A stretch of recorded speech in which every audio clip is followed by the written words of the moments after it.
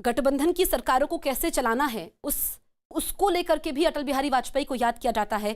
एक प्रखर व्यक्तित्व, क्योंकि उनके व्यक्तित्व को शब्दों में बांधा नहीं जा सकता है। और ये आज के दिन कई कार्यक्रम होते हैं।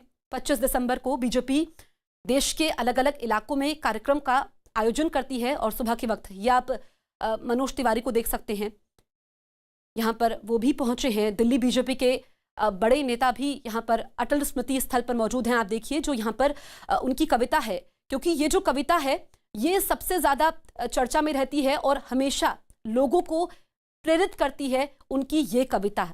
और उन्होंने कहा था, अटल बिहारी वाजपेयी ने एक बार कहा था कि वो राजनेता के तौर पर नहीं बल्कि एक कवि के तौर पर ज्यादा पहचान बनाना चाहते हैं। और उनकी कविताएं उनके ना रहने के बाद भी लोगों के जहन में हैं, उनकी कविताओं के जरिए। और हर बार जब भी उनका जिक्र होता है तो लोग उनकी कविताओं का जिक्र करना नहीं भूलते हैं। आप देखिए कि कोरोना के समय में भी लोग यहाँ पर मौजूद हैं और आप विजय गोयल को भी देख सकते हैं, वो भी यहाँ पर पहुंचे हुए हैं। और देखिए दूरी बनाकर रखी हुई है क्योंकि सोशल डिस्टेंसिंग का पालन भी हो रहा है, कार्यक्रम भी है। हमारे सहयोगी अमिताभ सिन्हा फोन लाइन पर मौजूद है। अमिताभ जी, ये जो अटल स्मृति स्थल है उनकी याद में बनाया गया है और हर बड़े मौके पर पीएम मोदी उनको याद करना नहीं भूलते हैं। आज तो उनकी 96वीं जयंती है।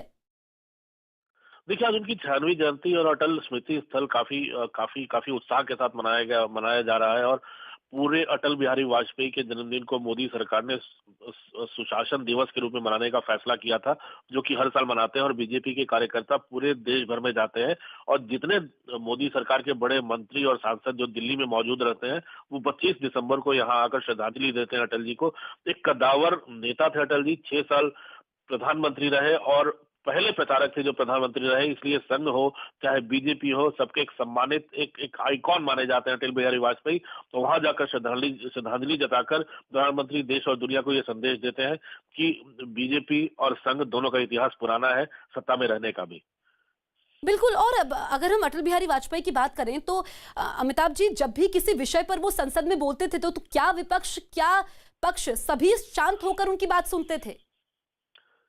देखिए, अटल जी 13 दिन 13 महीने और उसके बाद 5 साल सरकार में रहे, 1999 से लेकर 2004।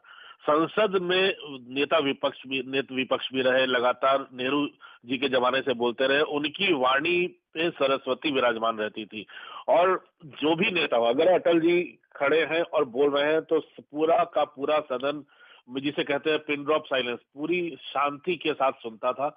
उनके वन लाइनर्स, उनका विट, उनका ह्यूमर सब कमाल का होता था, सदन के अंदर हो चाहे सदन के बाहर हो। अटल बिहारी वाजपेयी एक ऐसे एडमिनिस्ट्रेटर थे जो सबको साथ लेकर चलते थे। सब कहते थे कि कोई भी दल कांग्रेस के खिलाफ गठबंधन नहीं बना सकता। अटल बिहारी वाजपेयी ने 24 दलों के गठबंधन की सरकार चलाई और सफलतापूर्वक चलाई और सबको एकोमोडेट किया, चाहे वो दक्षिण भारत की पार्टियां हो चाहे कश्मीर के नेशनल कॉन्फ्रेंस हो। सभी दल उनके साथ सरकार में चले, साथ साथ चले, सबकी सुनते थे और जो देश के हित में होता था वो करते थे। और शायद वही एक शिक्षा है देश आने वाली पीढ़ियों के लिए भी। बिल्कुल। और अटल बिहारी वाजपेयी की बहुत सारी उपलब्धियां हैं, लेकिन उन्होंने भारत में सुशासन की परंपरा को नया आयाम दिया। बिल्कुल, सुशासन की परंपरा को उन्होंने नया आयाम दिया था। एक ऐसे एडमिनिस्ट्रेटर थे जो जी अमिताभ जी, मैं आपको रोकूंगी और ये सीधी तस्वीर आप देखिए। राष्ट्रपति रामनाथ कोविंद वहां पर पहुंचे हैं और पीएम मोदी भी वहां पर मौजूद हैं। सबके आदर्श, सभी का अभिवादन स्वीकार करते हुए, और उन्हीं का इंतजार यहां पर हो रहा था। अब राष्ट्रपति के पहुंचने के बाद पीएम मोदी, राष्ट्रपति समेत तमाम बीजेपी के बड़े नेता अटल बिहारी वाजपेयी को श्रद्धा सुमन अर्पित करेंगे, उनको श्रद्धांजलि देंगे। आज उनकी 96वीं जयंती है और उनके जन्मदिन को बीजेपी सुशासन दिवस के तौर पर मनाती है। उन्होंने भारत में सुशासन की परंपरा को नया आयाम दिया था, राजनीति की नई परिभाषा उन्होंने गढ़ी। अमिताभ जी, अब राष्ट्रपति पहुंचे हैं, उसके बाद उनको श्रद्धा सुमन अर्पित किए जाएंगे, उनको श्रद्धांजलि दी जाएगी। लेकिन आप सुशासन की बात कर रहे थे, अपनी बात पूरी कीजिए। बिल्कुल, अटल बिहारी एक ऐसी सरकार चलाई थी और